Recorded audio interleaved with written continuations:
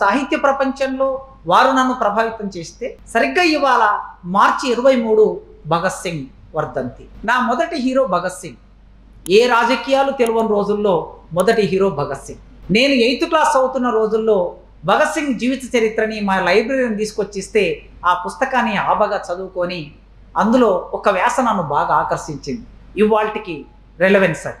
నేనెందుకు నాస్తికునయ్యాను అనేది వ్యాస, భగత్ సింగ్ రాసిన వ్యాస. నేనెందుకు నాస్తికునయ్యాను?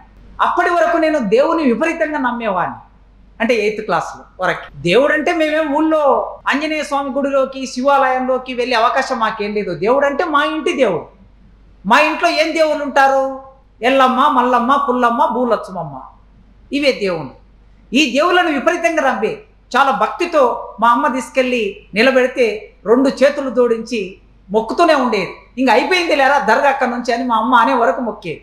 అంత భక్తుణ్ణి. భగత్ సింగ్ నేను ఎందుకు నాస్తికునయ్యాను అనే వ్యాసం చదివిన తర్వాత అక్కడి నుంచి దేవుణ్ణి నమ్మటం వదిలేసి 2-3 విషయాలే అందులో నాకు అర్థమైనవి. అప్పటికి ఈ ప్రపంచంలో ప్రజలందరూ దేవుని పుత్రులైనప్పుడు, పుత్రికలైనప్పుడు, దేవుడు తండ్రి అయితే లేదా తల్లి అయితే, తల్లిదండ్రుల దృష్టిలో మనుషులందరూ సమానమే కదా. మరి అట్లా సమానం కాకుండా ఈ సమాజంలో ఇన్ని రకాల అసమానతలు ఎట్లా ఉన్నాయి? కుంటి వాళ్ళు ఎందుకుంటారు? తల్లిదండ్రులు దేవుళ్ళు అయినప్పుడు ఆ దేవుడికి పుట్టే పిల్లలందరూ సమానంగా పుట్టాలి కదా. ఒకరు కుంటి వాళ్ళు, ఒకరు గుడ్డి వాళ్ళు, ఒకరు డబ్బు లేని వాళ్ళు, ఒకరు తిండి బాగా ఉండేవాళ్ళు, ఒకరు తిండి లేని వాళ్ళు, ఒకరు అంటరాని వాళ్ళు. ఇన్ని రకాల అసమానతలు సమాజంలో ఎందుకున్నాయి? ఇన్ని అసమానతలు ఉన్నాయంటే దేవుడు లేడు. ఇది ఆ వ్యాసం యొక్క సారాంశం. వెంటనే నాకు అట్రాక్ట్ అయిన విషయం ఏమిటి? అంటరాని సమస్యను ఎదుర్కొంటున్నాను గనక నాకు అట్రాక్ట్ అయింది. నిజమే కదా, దేవుడు లేడు. తినడానికి తిండి సంపాదించుకోవడం చాలా కష్టం గనక ఆ తిండి కోసం యాతన పడుతుంటాం గనక, పేదరికం ఉంటుంది గనక, ఆ పేదరికం మాకుంది గనక వెంటనే భగత్ సింగ్ చెప్పిన మాట నన్ను ఆకర్షించింది. కనుక అట్లా భగత్ సింగ్ నా మొదటి హీరో.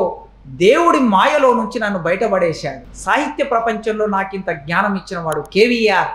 సమాజాన్ని అర్థం చేసుకోవడానికి నాకు హీరోగా ముందుకు నడిపినవాడు భగత్ సింగ్. వీళ్ళిద్దరి సందర్భం ఇవాళ మనకు. ఆ నేపథ్యం నుంచి సంస్కృతి, భావజాలం, కేవీఆర్ దృక్పథం అనే ఈ విషయం మీద మాట్లాడడం కోసం నిర్వాహకులు ఈ అంశాన్ని నాకు ఇచ్చారు.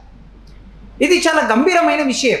ఈ గంభీరమైన విషయాన్ని మీ అందరికీ తెలిసిన విషయాలే మళ్ళొక్కసారి మనం గుర్తు చేసుకోవటం వలన సమాజాన్ని అర్థం చేసుకోవడానికి, సమాజాన్ని ముందుకు నడిపించే క్రమంలో అందులో మనం కూడా భాగస్వాములం కావడానికి ఉపయోగపడుతుంది. ఎంతైనా మావో అన్నాడు కదా, ఎప్పుడూ మీ మెదళ్ళని శుభ్రం చేసుకుంటూ ఉండండి. మన మెదడును శుభ్రం చేసుకోకపోతే ఇల్లును ఎట్లయితే రోజు శుభ్రం చేసుకుంటామో మెదడును కూడా శుభ్రం చేసుకోవటం ముఖ్యమైన పని. ఇల్లును శుభ్రం చేసుకున్నట్లు, శరీరాన్ని శుభ్రం చేసుకున్నట్లు మెదడును శుభ్రం చేసుకునే పని చాలా తక్కువ మందిని చేస్తూ ఉంటాం. అందుకే ఆ మెదడును శుభ్రం చేసుకోవడానికి కావలసిన సాధనాలు ఏమిటి? వినటం, చదవటం, ఆచరణలో భాగం కావటం. కనుక ఈ వినటం, చదవటం, ఆచరణలో భాగం అవుతూ ఒకరి భావాల్ని మరొకరం పంచుకోవటం మూలంగా మాత్రమే మన మెదళ్ళని ఎప్పుడు శుభ్రం చేసుకుంటూ ఉంటాం. ఆ క్రమంలో మీకు తెలిసిన విషయాలు, నాకు తెలిసిన విషయాలు మనం కలబోసుకోవటం మూలంగా, మళ్ళొకసారి గుర్తు చేసుకోవటం మూలంగా ఏమైనా ఈ మధ్యలో కొన్ని తప్పుడు భావాలు మన మెదడులోకి ప్రవేశిస్తే వాటిని తొలగించుకునే అవకాశం ఏర్పడుతుంది. సంస్కృతి అనే మాట, భావజాలం అనే మాట, ఈ సంస్కృతి భావజాలం 2 వేరువేరు విషయాలుగా అనిపించవచ్చు. కానీ ఇవి 2 ఒకటే. ఇవి 2 వేరువేరు కాదు. సంస్కృతి భావజాలం మీద ప్రభావం వేస్తూ ఉంటుంది. భావజాలం సంస్కృతి మీద ప్రభావం వేస్తూ ఉంటుంది. మనకుండే భావజాలం మన సంస్కృతి నిర్ణయిస్తుంది. మన సంస్కృతి మన భావజాలాన్ని నిర్ణయిస్తుంది. కనుక 2 వేరువేరుగా మనం చూడడానికి వీల్లేదు. మనం ధరించే వస్త్రధారణ, ఆహారపు అలవాట్లు, మత సంబంధ ఆచార వ్యవహారాలు, పండుగలు, కళలు, ఈ మొత్తం మానవ జీవితంలో భాగమైన విశేషాలన్నీ కూడా సంస్కృతిలో భాగమవుతాయి. కనుక సంస్కృతి అంటే మనిషి వ్యక్తం చేసేది. మా చలసాని ప్రసాద్ గారు అంటూ ఉండే, ఆయన ఒక వ్యాసం కూడా రాశారు. ఏమిటి సంస్కృతి అంటే? కల్చర్ అని ఆంగ్లంలో వాడుతున్నారు. చాలా మామూలుగా అగ్రికల్చర్ అని రాశాడు ఆయన. అగ్రికల్చర్ అంటే వ్యవసాయం చేయటం, భూమిని సాగు చేయటం. భూమి నుంచి సాగయ్యేది సంస్కృతి. భూమితో మాట్లాడితే అది జ్ఞానం ఇస్తుందని వరవర్రావు గారు ఒక సందర్భంలో రాశారు. ఆయన పుస్తకాన్ని కూడా అదే టైటిల్ పెట్టాడు, విమర్శ వ్యాసాలకి. అది యాక్చువల్గా బైబిల్లో ఉన్నటువంటి మాట. భూమితో మాట్లాడితే జ్ఞానం ఇస్తుంది అంటే భూమితో వ్యవహరించాలి. అంటే వ్యవసాయం ఈ ప్రపంచంలో ఒక రకమైన అభివృద్ధి అని మనం చెప్పుకోవాల్సి వస్తే ఆదిమ సమాజం నుంచి మన పరిణామక్రమం వ్యవసాయం చేయటం దగ్గర నుంచి మొదలవుతుంది. అందుకే చలసాని ప్రసాద్ గారు అగ్రికల్చర్ నుంచి సంస్కృతి వికసించింది అన్నాడు. అందుకే మానవ జీవితం ఎంత విశాలమైందో సంస్కృతి అనే మాట కూడా అంతే విశాలమైంది. టైలర్ ఈయన తన అభిప్రాయాన్ని జ్ఞానం, నమ్మకాలు, కళలు, నీతి నియమాలు, చట్టం, సంప్రదాయం, సమాజ సభ్యునిగా సముపార్జించిన అలవాట్లన్నీ సంస్కృతిలో భాగము అన్నాడు. అది ఆయన అభిప్రాయం.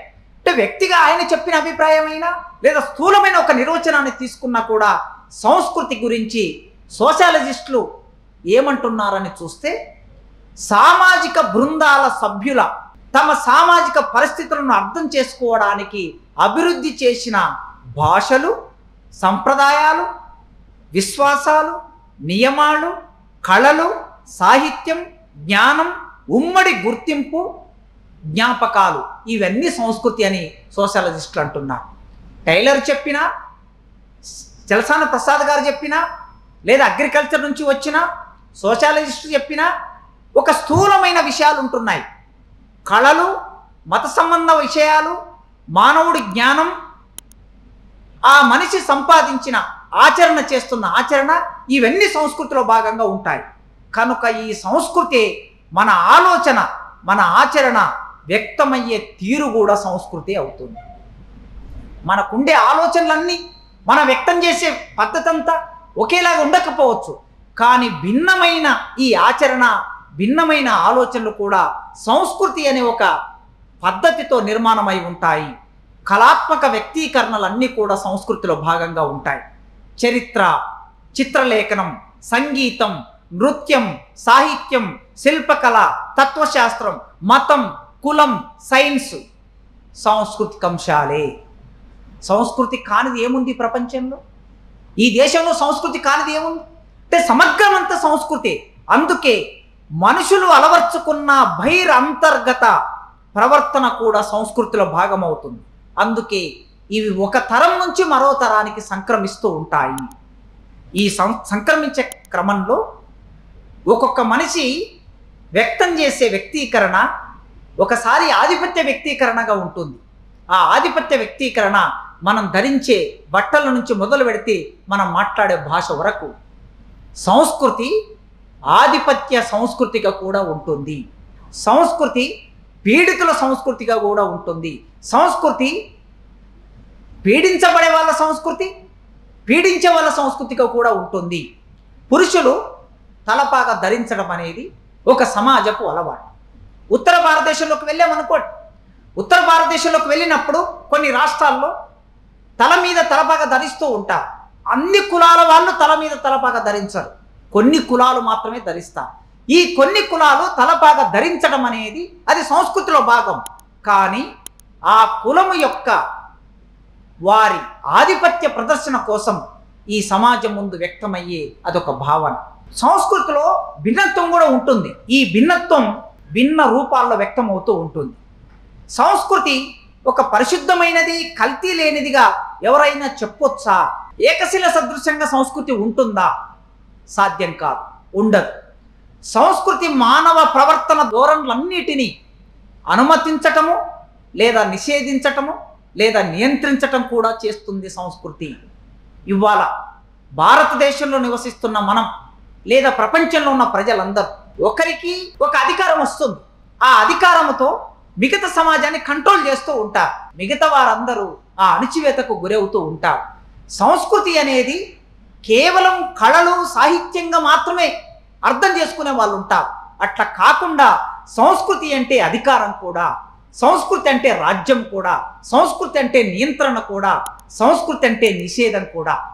ఇవన్నీ ఎవరి సంస్కృతి అంటే దోపిడీ చేయాలనుకున్న వాళ్ళు ఈ సమాజాన్ని నియంత్రించాలనుకున్నప్పుడు, ఈ సమాజాన్ని పరిపాలించాలనుకున్నప్పుడు ఖచ్చితంగా వాళ్ళు నిషేధపు ఒక భావాన్ని కలిగి ఉంటారో ఆ భావం కూడా సంస్కృతిలో భాగమవుతుంది. ఏదైనా ఒక సామాజిక వ్యక్తిత్వ కార్యకలాపాలన్నీ ఎలా నిర్వహించాలో ఎలా నిర్వహించకూడదో సంస్కృతి చెబుతుంది.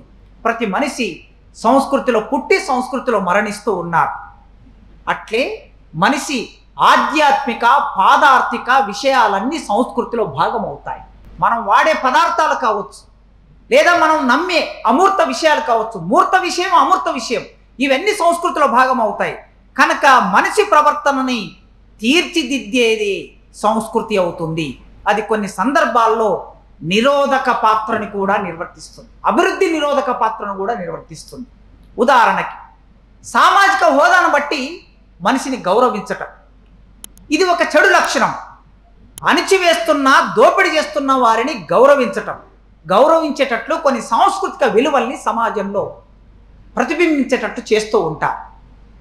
అంటే దేశంలో ఇవాళ భారతదేశంలో అణిచివేసే వాడి పట్ల ఒక అసమ్మతి ప్రకటిస్తూ ఉన్నాం, దేశాన్ని పరిపాలించే వాడి పట్ల ఒక అసమ్మతి ప్రకటిస్తూ ఉన్నాం. కానీ ఈ అసమ్మతి ఎంత శాతం ఉంటుంది? ఆ అణిచివేసేవాడిని ఆరాధించే వాళ్ళు కూడా ఉంటారు. ఆరాధించే ఒక పద్ధతిని కూడా సంస్కృతిలో భాగంగా వ్యాపింపజేస్తూ ఉంటారు. సంస్కృతి గతితర్కం ఏమిటి అంటే అది ఒకానొక మానవ బృందాన్ని ఒక క్రమ పద్ధతిలో నడిపిస్తూ ఉంది. అది మార్పులని నిరోధిస్తూ కూడా ఉంటుంది.